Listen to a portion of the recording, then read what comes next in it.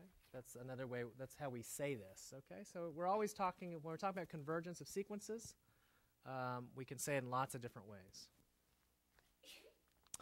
All right, let's do an example. How about this sequence? Pn equals, how about n minus, let's do it more easier, n plus 1 over n. And this is in what metric space? In R. Okay. Does this sequence converge? Yeah? What does it converge to? Good. You have a proposal already, right, based on some intuition. If I had said this sequence converges to 10, you'd say, no, it doesn't. Well, let's see why. Can you prove that it converges to 1? Claim Pn converges to 1. Oh, I like that notation. You don't have to write very much. Okay? The limit notation's a little more cumbersome. Okay. Why? Proof.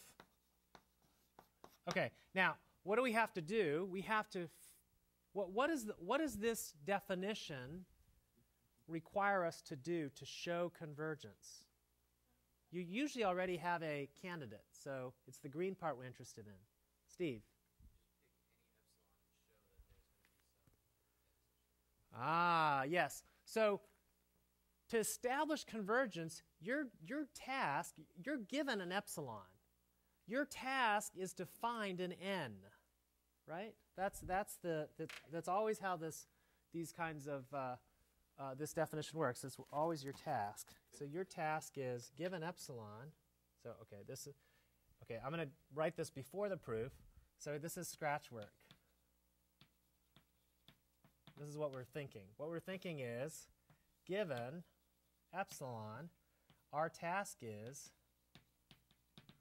to find an n that works, whatever that means. What do I mean by works? What I mean by works is that satisfies this condition here. Smiley. That works in, satisfies smiley. Okay? Okay, so you claim that this sequence converges to 1. Really? What's the distance in, how are we going to measure distance in the real line? Take the difference, absolute value of the difference. Okay. And you're trying to find me an n so that this difference is always less than epsilon. So we're still doing scratch. This is not even a proof yet. I still need more space for scratch. So here we go. So notice, do you see that we want to bound? We have to bound what? N plus 1 over n minus 1, right? What we really want, what we want is this to be less than what? Epsilon, yes? This is all scratch. We're kind of working backwards here, right? We're trying to see when is this less than epsilon. So the question you should be asking yourself is when? For what n? That's what we're asking here, okay? It's like a little bubble, okay? A thought bubble. When? When is this true? What is n plus 1 over n? 1 plus 1 over n minus 1. Would you agree that this is the same as asking when is 1 over n less than epsilon? Again, the same thought bubbles. When is this true?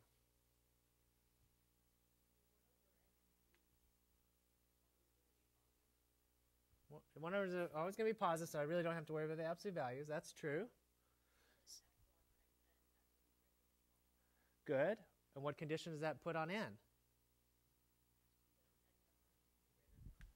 Good.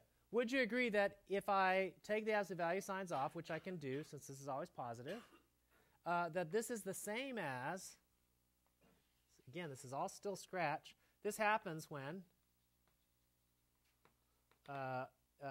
epsilon, 1 over epsilon is, n is bigger than 1 over epsilon, yes? Okay, now, I have an understanding of when this bound holds. Can you tell me now, is there a point in the sequence beyond which this condition always holds? What is big N? Yeah, how about letting big N be anything bigger than 1 over epsilon? Then, if little n is bigger than big N, it'll be bigger than this. Good. So, our proof. Where does the proof start?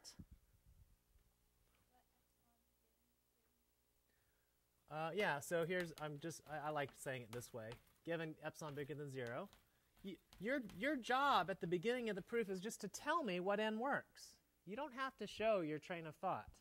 None of this has to show up. This is the scratch work you do beforehand, right? Your job is to answer the question. What was the task? Find an n for any epsilon. Oh, okay. Let's choose big N to be equal to,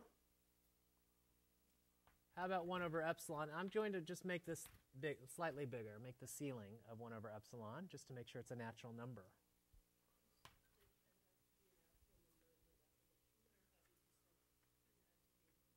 Yeah, it doesn't really have to be, but it's nice to think of it as an integer because it's an index. So traditionally, if you look at your book, it actually says there exists an integer n. Actually, it should be a whole number, right? Yeah.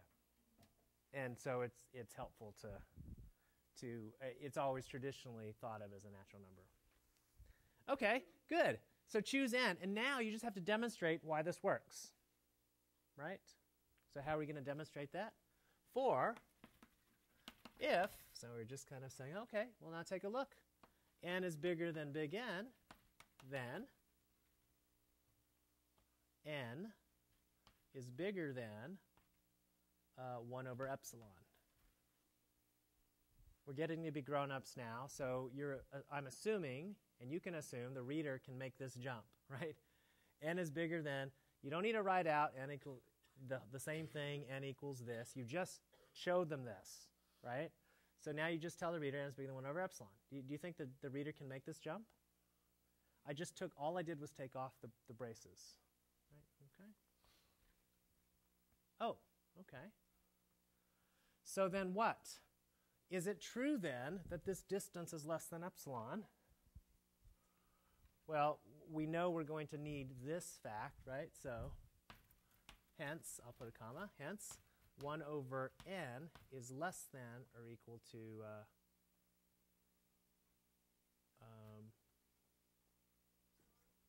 epsilon. Okay. And now I'm just slightly worried because I have a less than or equal to, and I am somewhat, I would actually like this to be strict. So I'm going to come back to this and fix it if needed. But let's just see what happens. Hence that. So now we're just going to establish the bound we were asked to establish.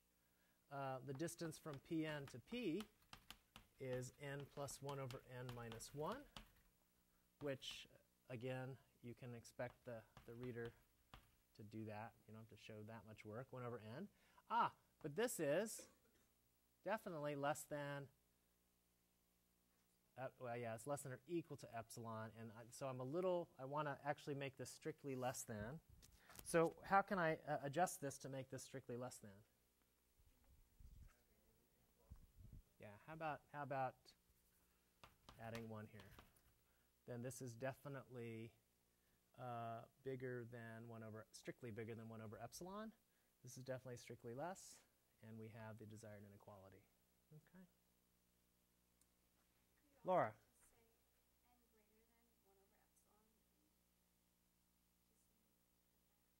N greater than 1 over epsilon? Yes, you could fix this in multiple ways, right? You could say let n be strictly bigger, but yeah, you could let it be strictly bigger. You could also, yeah, you could do that. But I like this because it's being explicit about what n is. Yes, Bonnie.